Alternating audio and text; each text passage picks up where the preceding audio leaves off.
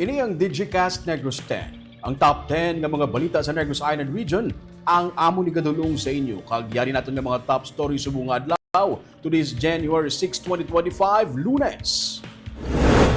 Pagpadala sang Kapitolyo sang pagkaon para sa evacuees, last day na sumong. Babae nga niigo sang kilat, patay sa banwa sang Pontevedra.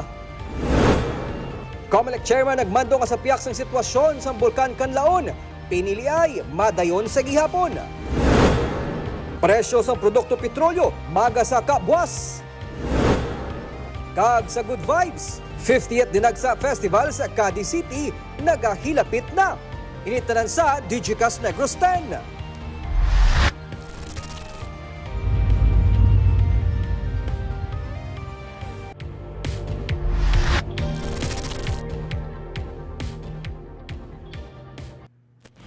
Sa number 10, bad news para sa aton nga mga motorista. Mayara na naman sang saka sa bilis ng produkto petrolyo, buwas nga adlaw. Piso ang igasaka sa presyo sa kada litro ng gasolina. Samtang piso naman kag 40 sentimos ang isaka sa diesel. Piso man ang igasaka sa kerosene. Ining igapatuman sa mga oil companies buwas nga adlaw. So sa Department of Energy, ang oil price hike ang tugas ang padayon nga madubo nga produksyon sa langis, pero mataas ang demand diri bangod ginagamit ang langis sa pagpainit sa tugas ang matugnaw nga klima sa Estados Unidos kag Europa. Ang tensyon sa tunga sa pila ka mga pungsod ang isa man sa ginatudlo nga rason sang DOE kun nga apektado ang market stability sang produkto petrolyo.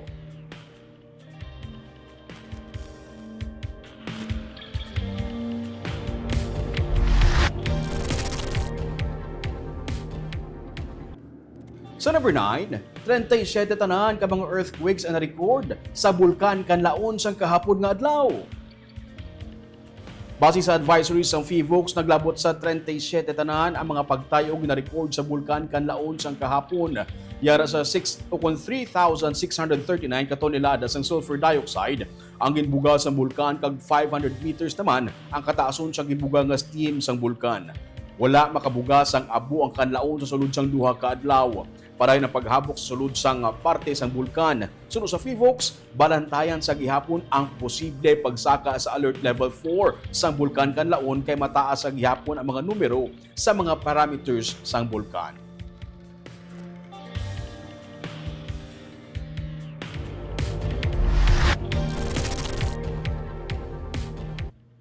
Sa number 8, Bacolod Evacuation Center ginahanda na para mangin command center in kaso maglupok ang Bulkan Canlaon. May 37 na ka mga individual nga apektado sa paglupok sa Bulkan Canlaon gikan sa banwa sang La Castellana nga ginsapuko karon sa isa ka simbahan sa Barangay Kabug sa Bacolod City. Ginsiling ni City Administrator Lucille Helvolea, humalin sa nagligad ka semana, natigayon nga nakahatag sang food assistance sa Bacolod LGU sa ila pinaagi sa DSSD. Sa online meeting, agin pangunahan ni Mayor Albi Benitez upod sa mga department heads, nakasugtan ang paghanda sang DRRMO Evacuation Center sa Barangay Takuling sa Bacolod City. Nga among himuon bilang command center, hinali nga maglupok ang bulkan. Ang pasilidad, ang sarangman gamiton in kaso nga mag-alawas ang mga evacuee sa mga LGU nga maapektuhan sa ang kalamidad.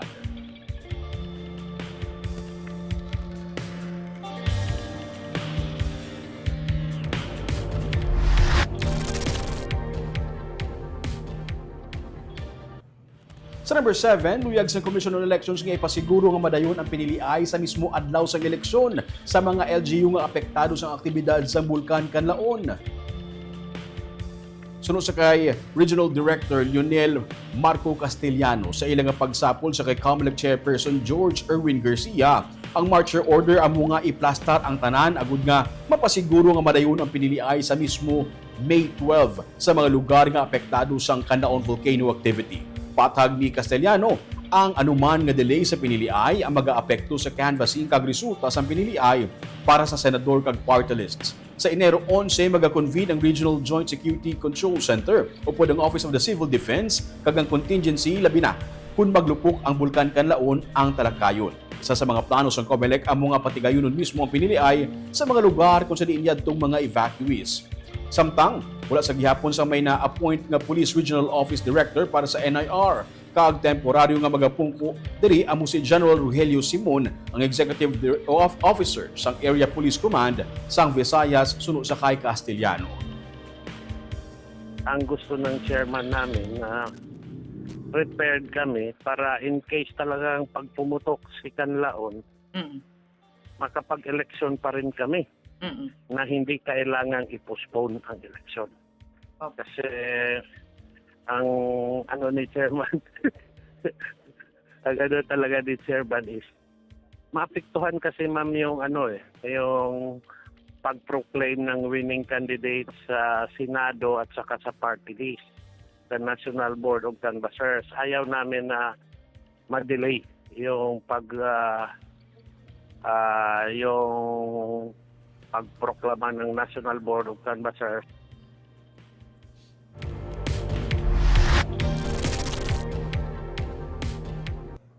Sa number 6, mga magahod nga tambutso sa motorsiklo, ginpang kumpiskar sa Barangay Singkang Airport sa Bacolod City. Kabahin sang Barangay Road Clearing Task Force ang pagpatuman sang Upland kontra Open Pipe. Gani humalin sang weekend, may pila ka mga motorsiklo ang na-intercept sang task force kag ilagin pang kumpiskar ang mga magahod nga mga tambutso. Gisiling ni punong Barangay Cesar Distrito, ang Open Pipe ang supak sa pagsulundan sang Land Transportation Office kag City Ordinance. Samtang, nagpatigayon sang inspection ng task force sa mga baligyaan sa motorcycle parts kag repair shop agud masiguro nga wala nagasablag sa alagyan ng ilang mga baligya. Nagpahanumdum sa distrito sa nga nagakadapat nga hilway ang danan kag wala ini ginanegosyohan.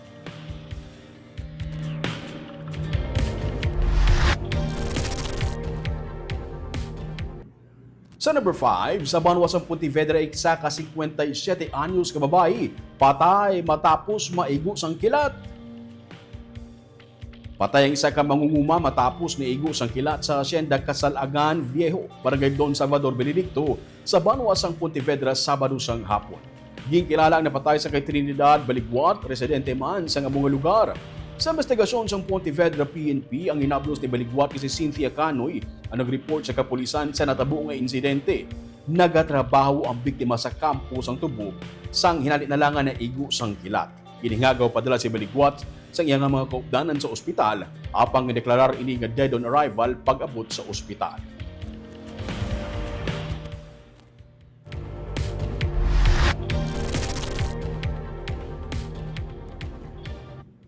Sa number 4, mga PNP station sa Bacolod City mas ginpabakod pagid ang seguridad kasunod sa nabaton nga pagpamahog. Nagpanumdum si Bacolod City Police Office Director Police Colonel Joresti Coronica sa tanan nga PNP station sa Bacolod City.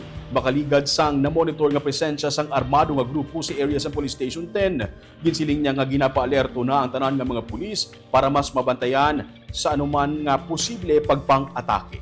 May posibilidad suno sa iya nga ang ginatukod nga solar power plant ang mahimo isa sa mga targets ng armed group. Dugang pa niya nga hindi malipod nga masami kadungan sang ginahimo nga pagpamahog sang armado nga grupo ang mamentaha paagi sa pagkolekta sang extortion money sa mga kumbuyahan. Gani, nagapanumdum siya sa mga tagdumalahan sa mga kumpanya nga hindi gid maghatag sa anuman nga sahay sang suporta ilabi na sa mga ginakabig katapo sang mga terorista. The fact that there is a sighting of movement of the People's Army, so possibly man nga they're planning to harass. So tanan posible na. Pero ka ang mga may issue sakyanan nila.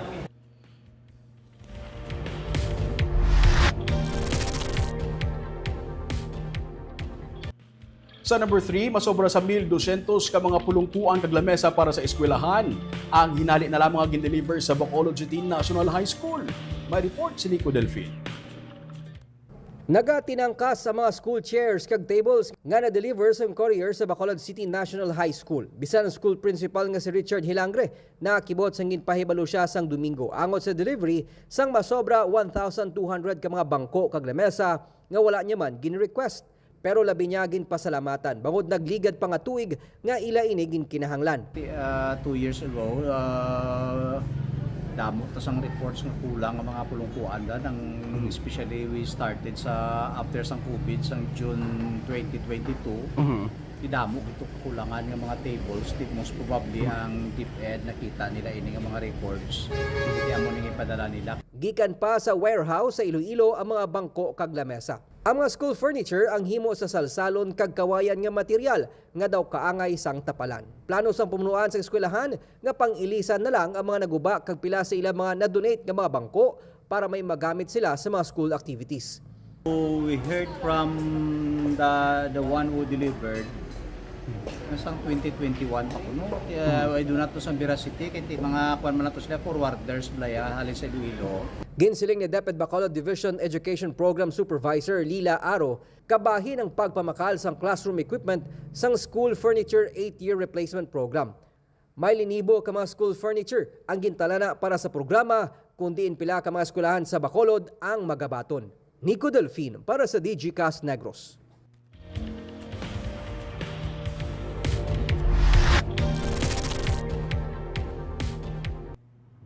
Sa number 2, 124 tanan ang report nga fireworks-related injuries sa Negros Island region as of January 5, 2025. Pinakamadamo diri ang Negros Occidental. Humalin Disyembre 21, 86 ka mga fireworks-related injuries ang ginreport sa Negros Occidental. 16 cases naman sa Negros Oriental kag 20 ang sa Bacolod City kag duha sa Siquijor. Sa kabilugan nga 124 ka kasos ang fireworks-related injuries, 82 diri ang nalukbano kon blast or burn injury without amputation. 34 naman ang eye injury. May duha ka mga kasos ang blast or burn injury nga wala sang amputation kag eye injury. 5 naman ang kasos ang blast o burn injury with amputation kag isa ka kasos ang blast or burn injury with amputation and eye injury. Kada tuig sulit-sulit ang kampanya sa Department of Health nga kung mahimo likawan ang pagpalupok kat sa pagsug-alaw sang bagong tuig kag tigaylo magpangita sang alternatibo nga pamaagi.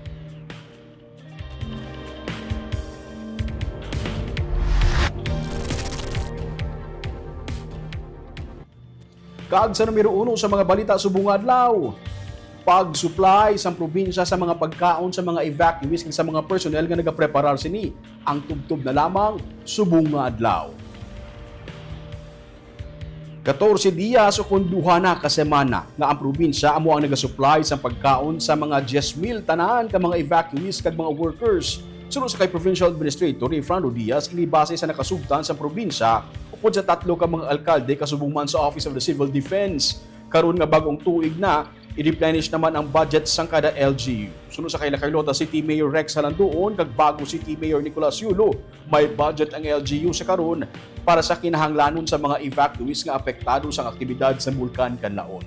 Dugang pa ni Diaz, ang probinsya nagalantaw man nga panugod pa lang sang tuig kag hindi malikawan nga basi may iban pa nga mga kalamidad nga matabo kag may iban man nga mga LGU nga mga kinahanglan sang bulig.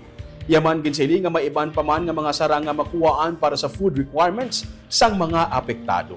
Ang Department of Social Welfare and Development ang sige man padala sang pagkaon.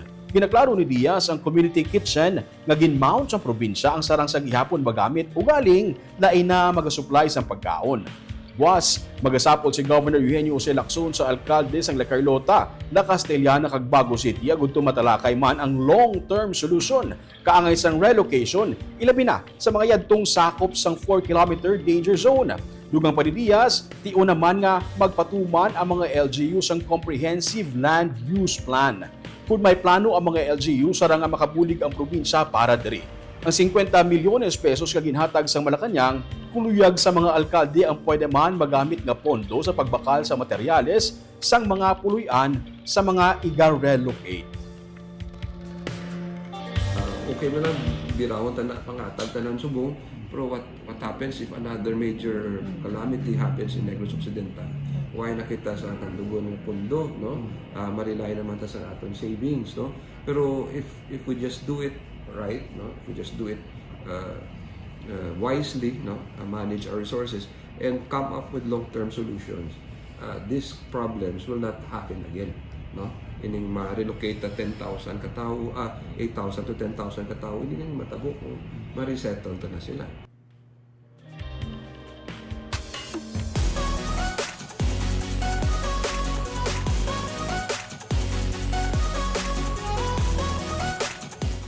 Kag sa good vibes, bulan na sa Enero, ready ka na. Lapit na lang ang ika-50 nga Dinagsa Festival sa Cadiz City. Yaring report.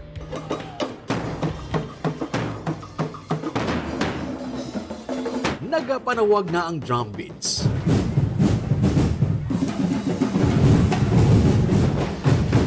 Masako na ang preparasyon sa mga tribo. Ang masunod nga rin na makilala na.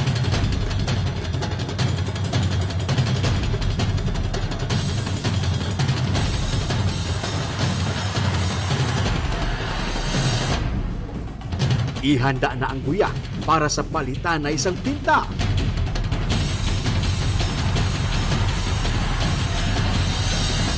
Ibakante na ang schedule para sa pinakamalapad na street party. Kay man, malapit na lang ang Golden Dinagsa Festival sa Cadiz City. January 11, magasugod na mga sports events.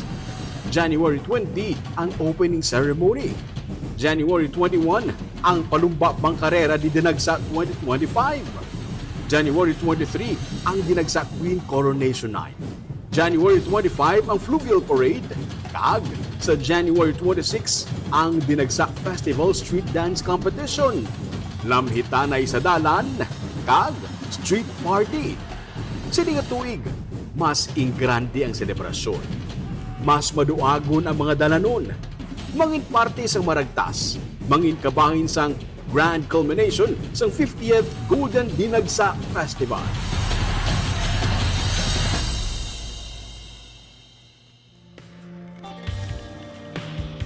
Kapit na lang Dinagsa Festival sa Cadiz City ang ginakadtuan sa halos damo-damo nga tao every year. No? Kag shoutout anay sa aton nga mga live viewers subong hapon na si Ma'am Aida Arroyo Palencia, good evening Digicast, and Sir Roming watching live from Taipei. Si Sir Nene Grande, good afternoon Digicast Negros watching live from SAG Integrated Farm, Barangay Inulingan.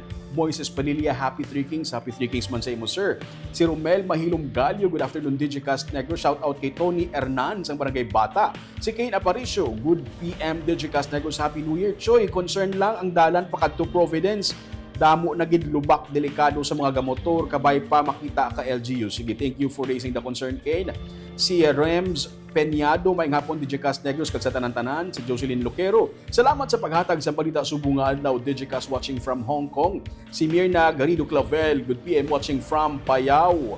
Si Noynoy Makainan, good day Negros Island Region.